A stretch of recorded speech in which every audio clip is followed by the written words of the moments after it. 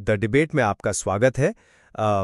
कल्पना कीजिए कि एक जहाज है जो किसी भयंकर तूफान के बीचों बीच फंस गया है और उसने अपना दिशा सूचक यंत्र यानी अपना कंपास खो दिया है। अब इस स्थिति में एक अजीब सी विडंबना जन्म लेती है। एक तरफ जहाज को बचाने के लिए आपको सक्रिय रूप से पाल बांधने या पानी बाहर निकालने की आवश्यकता होती है, और दूसरी तरफ आपको ये भी स्वीकार करना पड़ता है कि आप उस असीमित और ताकतवर महासागर के सामने पूरी तरह से असहाय हैं। मेरा मतलब है, वहां आपका सबसे बेहतरीन कदम शायद अपने अहंकार को त्यागना ही होता है, खुद को उस शक्ति के सुपुर्द कर देना जो तूफानों को नियंत्रित करती है। बिल्कुल बिल्कुल सही कहा आपने। और आज हम इसी गहरे वैचारिक तनाव पर चर्चा कर रहे हैं। संकट, उद्धार और हमारे अस्तित्व के संदर्भ में इंसान की असली भूमिका आखिर है क्या? हमारी आज की चर्चा का आधार है थियरी जलास के ब्लॉग पर प्रकाशित ईस्टर के चौथे रविवार के लिए मैरी नोएल थवट की बाइबल टिप्पणियां। और इस सामग्री में प्रेरितों के काम यानी जो एक्ट्स हैं, भजन संहिता 23, 1 पीटर 2 और यूहन्ना के सुसमाचार का बहुत गहराई से विश्लेषण किया गया है। सही। और इन प्राचीन धर्म ग्रंथों का यह विश्लेषण हमारे सामने एक बहुत ही मौलिक सवाल खड़ा करता है। क्या इन ग्रंथों में अच्छे चरवाहे का जो रूपक दिया गया है और जो उद्धार का संदेश है, वो मानवता के लिए एक सक्रिय मुक्ति और परिवर्तन का आह्वान है, या फिर ये मानवीय सीमाओं और भेद्यता को स्वीकार करते हुए ईश्वर के प्रति पूर्ण समर्पण और निष्क्रिय सहनशीलता का मार्ग दिखाता है, जिसे हम रेडिकल एक्सेप्टेंस कहते हैं। देखिए, इस चर्चा में मेरा पक्ष बिल्कुल स्पष्ट है।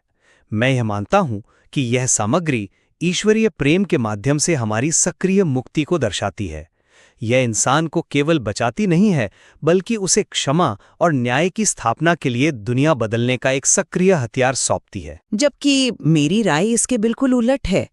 मेरा तर्क ये है कि इन पाठों का मूल स्वर मानवीय सक्रियता या दुनिया बदलने का अहंकार है ही नहीं।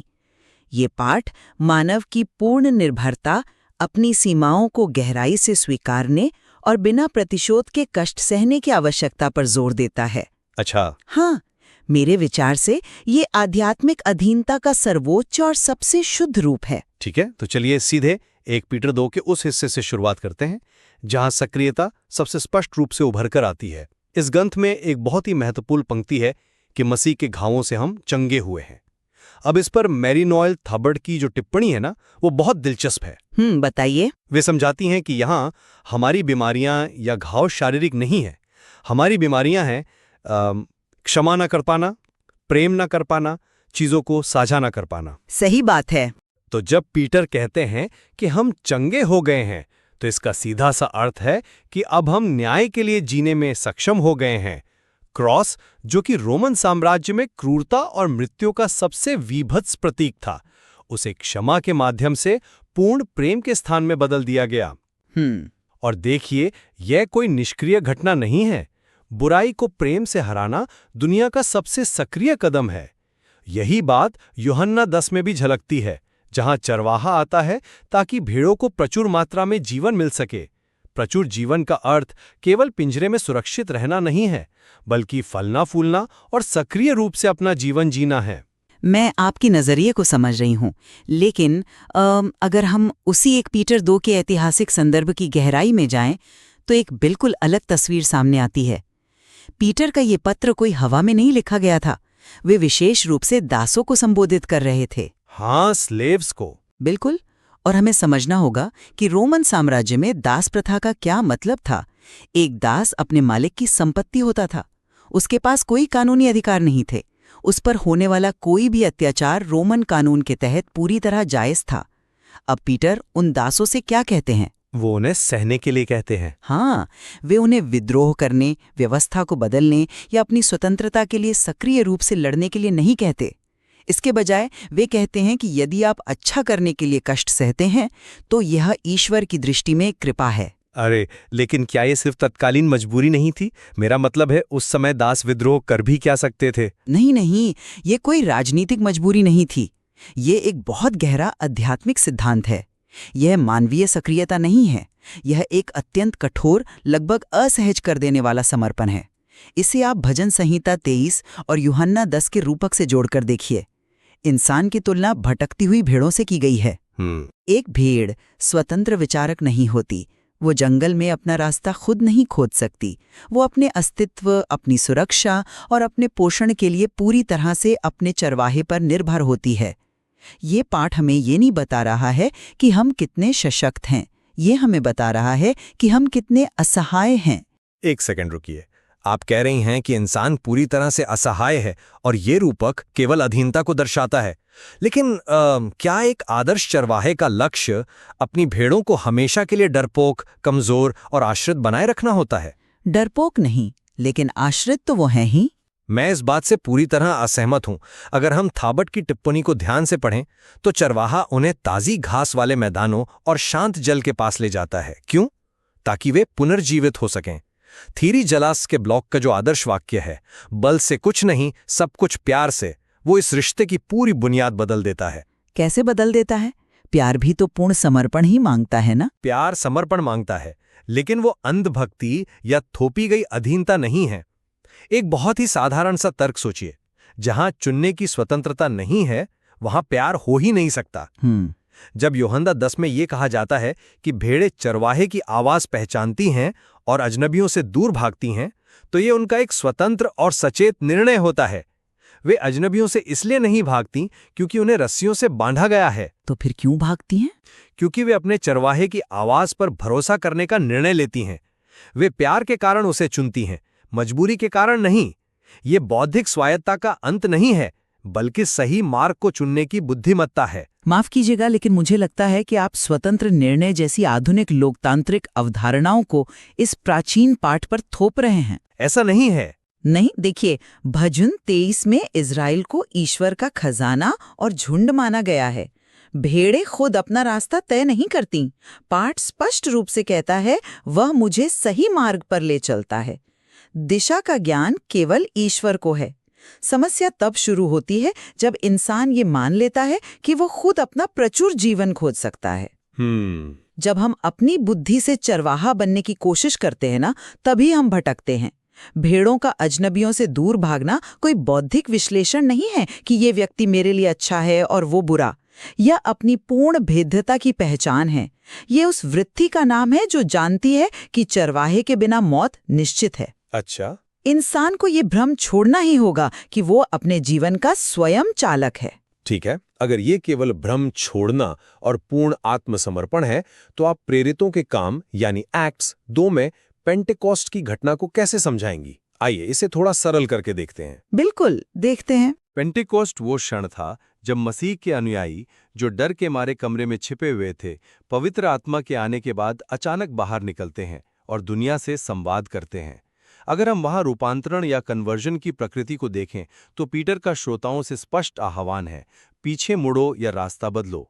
यह भाषा पूरी तरह से सक्रिय है। हाँ, लेकिन रास्ता बदलने का मतलब हमेशा खुद से नया रास्ता बनाना नहीं होता। लेकिन दिशा बदलना, एक रास्ते को छोड़कर दूसरे रास्ते पर चलना, ये एक सचेत और सक्रिय मानवीय निर्णय है।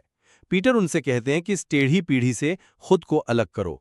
ये केवल हाथ बांधकर बैठकर कृपा की प्रतीक्षा करना नहीं है। यह ईश्वरीय शांति योजना का हिस्सा बनने के लिए उठाया गया एक सशक्त कदम है। थाबट भी अपनी टिप्पणी में कहती हैं कि यह एक आह्वान है, एक चुनौती है जिसे स्वीकार करना श्रोताओं का काम है। चुनौती स्वीकार करना एक कर्म है, निष्क्रियता नहीं। आपकी ये बात सुनने में बहुत आकर्षक लगती है, मैं मानती हूँ। लेकिन क्या आपने इस पर गौर किया है कि इस तथाकथित सक्रिय निर्णय की उत्पत्ति वास्तव में कहाँ से होती है? कहाँ से होती है? पाठ को बहुत करीब से देखिए। पीटर के श्रोता अचानक खुद से ये फैसला नहीं करते कि उन्हें अपना जीवन बदलना है या वे किसी बौद्धिक निष्कर्ष पर पहुंच गए हैं। पाठ स्पष्ट रूप से कहता है कि पीटर की बातें सुनकर उनका हृदय छू लिया गया या वे भीतर तक बिंद गए। ये ईश्वरीय कृपा का पहला हस्तक्षेप है जो मानवीय संकल्प से भी पहले आता है। लेकिन फिर भी उन्होंने प्रतिक्रिया तो दी ना। प्रतिक्रिया किस रूप में थी? जब उनका हृदय छुआ गया तब वे पूरी तरह से असहाय महसूस करते हुए पूछते हैं कि हमें क्या करना चाहिए। उन्हें ये नहीं कहा गया कि जाओ और समाज की राजनीतिक व्यवस्था को बदल दो। हाँ, वो तो है। उत्तर बहुत ही सरल और आत्मसमर्पण वाला था। बपतिस्मा लो और पवित्र आत्मा के दान को ग्रहण करो। ग्रहण करना या रिसीव करना एक निष्क्रिय अवस्था है। आप किसी दान को अर्जित नहीं करते, आप उसके लिए मेहनत नहीं करते, आप बस अपने हाथ खोलकर अपने अहंकार को शून्य करके उसे स्वीकार करते हैं। मैं इस बात से सहमत हूं कि शुरुआत कृपा से होती है, द्वार वही है, लेकिन द्वार से गुजरने के लिए कदम तो आपको ही उठाना पड़ेगा ना। ग्रहण करना कोई पत्थर की तरह स्थिर अवस्था नहीं है। जब वे बपतिस्मा लेते हैं तो वो एक नई राह पर चलने का संकल्प लेते हैं। और यहीं से हम इस चर्चा के सबसे गहरे और चुनौतीपूर्ण हिस्से पर पहुंचते हैं, अन्याय और कष्ट का सामना करना। बिल्कुल, क्योंकि वही हमारे समर्पण की असली परीक्षा होती है। आपने पहले एक पीटर 2 का जिक्र किया और रोमन दासों की मजबूरी को समर्पण की कृपा बताया। आप इसे रेडिकल एक्सेप्टेंस के रूप में देखती हैं, लेकिन मैं इस तर्क से बिल्कुल संतुष्ट नहीं हूं। क्या मसीह का कष्ट सहना केवल नियति को स्वीकार कर लेना या हार मानना था? हार मानना नहीं था, लेकिन बत स्पष्ट रूप से लिखती हैं कि मसीह इसलिए मारे गए क्योंकि उन्होंने शांति और बहिष्कार के खिलाफ सच्चाई की गवाही दी। वे उस भ्रष्ट व्यवस्था के सामने झुके नहीं। उन्होंने जो किया वो निष्क्रियता कैसे हो सकती है? देखिए, वे व्यवस्था के सामने झुके या नहीं, ये अलग बहस का विषय हो सकता है, लेकिन उन्होंने पलटवार निश्चित रूप से नहीं किया। पाठ क्या कहता है? अपमानित होने पर उन्होंने पलटकर अपमान नहीं किया। कष्ट सहते हुए उन्होंने कोई धमकी नहीं दी। वे खुद को उस ईश्वर को सौंप दिए जो न्याय करता है। ये सामाजिक न्याय के लिए लड़ी गई कोई क्रांति नहीं थी। अच्छा, तो क्या था? यह इस दुनिया के अन्याय को स्वीकार करते हुए अपना बचाव करने की जो मानवीय प्रवृत्ति होती है ना, उसे त्यागना और ईश्वरीय न्याय पर पूर्ण भरोसा करना था। जब आप अपने साथ हो रहे अन्याय का बदला लेने का अधिकार छोड़ देते हैं तो वह पूर्ण निर्भरता का क्षण होता है। मैं कहूंगा कि प्रतिशोध न लेना कायरता नहीं बल्कि इतिहास की सबसे बड़ी क्रांति थी। जरा सोचिए, जब मसीह क्रॉस पर थे और उनके अंतिम शब्द थे, पिता इन्हें क्षमा करें, तो क्या वो एक असहाय व्यक्ति का समर्पण था? नहीं। क्रॉस उस समय साम्राज्यवादी सत्ता का सबसे क्रूर और हिंसक हथियार था, जिसका उद्देश्य इंसान को शारीरिक और मानसिक रूप से तोड़ना था। मसीह ने उस सबसे विभत्स कृत्य को पूर्ण प्रेम में बदल दिया। क्षमा करना उस हिंसा के चक्र को तोड़ने का एक अत्यधिक विद्रोही और सक्रिय कृत्य था। अरे, क्षमा को विद्रोही कहना थोड़ा विरोधाभासी है ना? विरोधाभासी है, लेकिन सच है। थाबट इसे एक छूत या कंटेजियन कहती हैं। जब पीटर कहते हैं कि हम उनके घावों से चंगे हुए हैं, तो इसका अर्थ ये नहीं है कि हम इस अंधी पीड़ा को चुपचाप सहने के लिए अभिशप्त हैं। इसका अर्थ यह है कि अब हम दूसरों को माफ करने और प्रेम की इस छूत को दुनिया में फैलाने के लिए सशक्त हो गए हैं। यह प्रेम और क्षमा को एक ढाल नहीं बल्कि एक हथियार के रूप में उपयोग करना है। जैसे आज के समय में हम अहिंसक प्रतिरोध को देखते हैं, वो बाहर से निष्क्रिय लग सकता है, लेकिन भीतर से वो अन्यायी के खिलाफ खड़े होने की सबसे सक्रिय इच्छा शक्ति है। मुझे लगता है कि आप सक्रिय परिवर्तन और आध्यात्मिक सहनशीलता के बीच की बहुत ही महीन रेखा को धुंधला कर रहे हैं। आप क्षमा को एक हथियार कह रहे हैं, लेकिन आध्यात्मिक दृष्टिकोण से क्षमा तो अपने सारे हथियार डाल देने का नाम है। जब दासों को ये पत्र लिखा गया था तो उन्हें ये कतई नहीं कहा जा रहा था कि तुम अपने औकाओं को क्षमा करो ताकि रोमन साम्राज्य की व्यवस्था बदल जाए।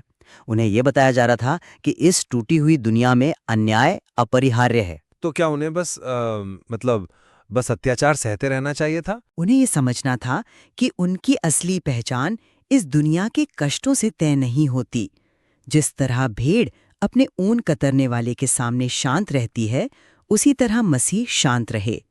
इस पूरी सामग्री का मूल स्वर ये है कि इंसान की असली ताकत दुनिया को बदलने में नहीं, बल्कि दुनिया के दुखों को ईश्वरीय कृपा के प्रकाश में सहने में है। छाबर्ट लिखती हैं कि हमें मसीह के पद चिन्हों पर चलना है, लेकिन हमें ये नहीं भूलना चाहिए कि वे पद चिन्ह जीत, सिंहासन और सक्रिय बदलाव के नहीं हैं। वे क्रूस और पीड़ा के पद चिन्ह हैं। ये हमारी मानवीय सीमाओं की अंतिम स्वीकृति है कि हम इस दुनिया को अपने बलबूते पर स्वर्ग नहीं बना सकते। मैं समझ रहा हूँ कि आप क्रूस की पीड़ा पे इतना जोर क्यों दे रही हैं। क्रूस और पीड़ा निश्चित रूप से ईसाई धर्मग्रंथों के केंद्र में हैं, लेकिन वे अंत नहीं हैं। अगर हम एक्ट्स की ओर वापस जाएं तो हम देखते हैं कि क्रूस के बाद पेंटेकोस्ट आता है। पवित्र आत्मा का आना कोई ऐसी घटना नहीं थी जिसने लोगों को केवल पीड़ा सहने और एकांत में बैठकर प्रार्थना करने के लिए छोड़ दिया। उस घटना ने डरे हुए अनुयायियों को साहसी गवाहों में बदल दिया। हाँ, साहसी गवाह। लेकिन थाबर्ट की टिप्पणी का एक बहुत ही सुंदर हिस्सा है जहां वो कहती हैं कि ईश्वर की शांति योजना में अब पूरी मानवता शामिल है, वे जो दूर थे और वे जो पास थे। ये दूरियों को मिटाने और एक नया समुदाय बनाने की एक अत्यधिक सक्रिय प्रक्रिया है। चरवाहा अपनी भेड़ों को हमेशा बाड़े में बंद करके नहीं रखता। यूहन्ना 10 स्पष्ट रूप से कहता है वो उन्हें बाहर ले जाता है। ये बाहर निकलना ही तो सक्रियता है। हाँ, वो उन्हें बाहर ले जाता है, लेकिन ध्यान दीजिए, वाक्य वहीं खत्म नहीं होता। वाक्य है वो उन्हें बाहर ले जाता है और वे उसके पीछे पीछे चलती हैं। वे आगे नहीं दौड़ती, वे नेतृत्व नहीं करती, वे अपना रास्ता खुद नहीं चुनती। और जब पेंटेकोस्ट की बात आती है तो मैं फिर से उसी बात पर जोर दूंगी कि वे साहसी गवाह बने, लेकिन किसके बल पर? अपने बल पर नहीं। हाँ, आत्मा के बल पर। बिल्कुल, अपनी किसी सक्रिय मानवीय योजना के बल पर नहीं। ये पूरा सिद्धांत इस बात पर निर्भर करता है कि इंसान खुद को कितना खाली कर सकता है ताकि ईश्वर उसमें भर सके। जितना अधिक हम सक्रिय होने का प्रयास करते हैं, उतना ही हम अपने अहंकार को आगे लाते हैं। लेकिन इस खालीपन का उद्देश्य क्या है? बल से कुछ नहीं, सब कुछ प्यार से। प्यार कभी भी इंसान के स्वतंत्र अस्तित्व को खत्म नहीं करता, वो उसे प्रेरित करता है। जब थाबर्ट कहती हैं कि हमारी बीमारियां हमारी अक्षमताएं हैं, जैसे प्रेम न कर पाना, तो इसका सीधा मतलब है कि उद्धार का अंतिम लक्ष्य हमें प्रेम करने में सक्षम बनाना है। और प्रेम कोई भावना मात्र नहीं है। प्रेम एक क्रिया है, ये एक एक्शन है। ये अन्याय का विरोध करना है, भूखों को खाना खिलाना है और उस प्रचुर जीवन का निर्माण करना है। आप खुद को इसलिए खाली करते हैं ताकि आप सक्रिय रूप से दुनिया को प्रेम दे सके। प्रेम एक क्रिया हो सकती है, लेकिन इन ग्रंथों के संदर्भ में ये एक ऐसी क्रिया है जो पूरी तरह से आत्मत्याग पर आधारित है। जब आप अपनी सारी इच्छाएं, अपनी रक्षा करने की मूल प्रवृत्ति और यहाँ तक कि न्याय पाने की अपनी स्वाभाविक लालसा को ईश्वर के हाथों में सौंप देते हैं, तभी आप वास्तव में उस प्रचुर जीवन का अनुभव करते हैं। यह काफी बड़ा विरोधाभास है। बिल्कुल, ये एक बहुत बड़ा पैराडॉक्स है। दुनिया की नज़र में जो पूर्ण पराजय, निष्क्रियता और मृत्यु है, वही आत्मा के स्तर पर सबसे बड़ी जीत और स्वतंत्रता है। आपको उस तूफान से लड़ने की जरूरत नहीं है। आपको बस यह स्वीकार करना है कि आप पानी पर नहीं चल सकते हैं। यह एक ऐसा बिंदु है जहां हमारे विचार वाकई गहराई से टकराते हैं। यह सक्रिय प्रेम बनाम पूर्ण आत्मसमर्पण की बहस है। लेकिन दिलचस्प बात यह है कि इतनी असहमति के बावजूद हमारी चर्चा एक अजीब सी समरूपता भी बनाती है। वो कैसे? हम दोनों इस बात पर पूरी तरह सहमत हैं कि चाहे वो पेंटेकोस्ट की घटना हो, दासों का संदर्भ हो या क्रॉस का संदेश, ये ग्रंथ मनुष्य और ईश्वर के बीच एक अत्यंत घनिष्ठ संबंध स्थापित करते हैं। इसमें कोई संदेह नहीं है। इस बात पर हमारी पूर्ण सहमति है कि ईश्वर यहाँ एक दूर बैठे शासक की तरह नहीं, बल्कि एक रक्षक, मार्गदर्शक और अत्यंत करुणावान चरवाहे की भूमिका में है। यह रिश्ता कितना व्यक्तिगत है, यह इस बात से साबित होता है कि वह अपनी हर भेड़ को उसके नाम से पुकारता है। बिल्कुल सही कहा। तो आज की हमारी इस चर्चा को समेटते हुए मैं यही कहूंगा कि मैरी नोएल थाबर्ट की इन टिप्पणियों का मेरा विश्लेषण मुझे इसी निष्कर्ष पर पहुंचाता है कि ये प्राचीन ग्रंथ मानव को ईश्वरीय प्रेम और क्षमा को एक सक्रिय हथियार के रूप में उपयोग करने की स्वतंत्रता देते हैं। यह एक सकारात्मक, साहसी शक्ति बनने का सीधा आह्वान है। हम केवल भेड़े नहीं हैं, हम न्याय के लिए जीने वाले अनुयायी हैं। और मेरे निष्कर्ष के अनुसार यही सामग्री हमें ये बहुत ही विनम्र कर देने वाला सबक सिखाती है कि हमारी सबसे बड़ी शक्ति हमारी अपनी क्षमता में नहीं, बल्कि अपनी सीमाओं को स्वीकार करने में है। ईश्वर की असीम कृपा के प्रति पूर्ण समर्पण और कष्टों को शांति से सहना ही वो सर्वोच्च मार्ग है। प्राचीन ग्रंथों की यही तो सबसे बड़ी खूबसूरती है। इनमें मानवीय स्वतंत्रता, पीड़ा के गहरे अर्थ और ईश्वरीय न्याय को समझने के लिए कई दृष्टिकोण एक साथ मौजूद होते हैं। बिल्कुल। जैसे कि हमने शुरुआत में उस कंपस खो चुके जहाज की बात की थी, शायद ये ग्रंथ हमें कोई एक सीधा जवाब नहीं देते, बल्कि केवल इतना बताते हैं कि जब जीवन का तूफान आए तो हमें ये विवेक होना चाहिए कि तूफान से सक्रिय रूप से लड़ना कब है। और उस दिशा सूचक यंत्र पर भरोसा करके खुद को पूरी तरह से लहरों के सुपुर्द कब करना है। बिल्कुल। इन रूपकों के और भी कई अर्थ खोजे जा सकते हैं यदि आप स्रोत सामग्री की और गहराई में उतरें। आज हमारे साथ जुड़ने के लिए धन्यवाद। सीखते रहें, विचार करते रहें और हमेशा एक अलग दृष्टिकोण के लिए जगह बनाए रखें।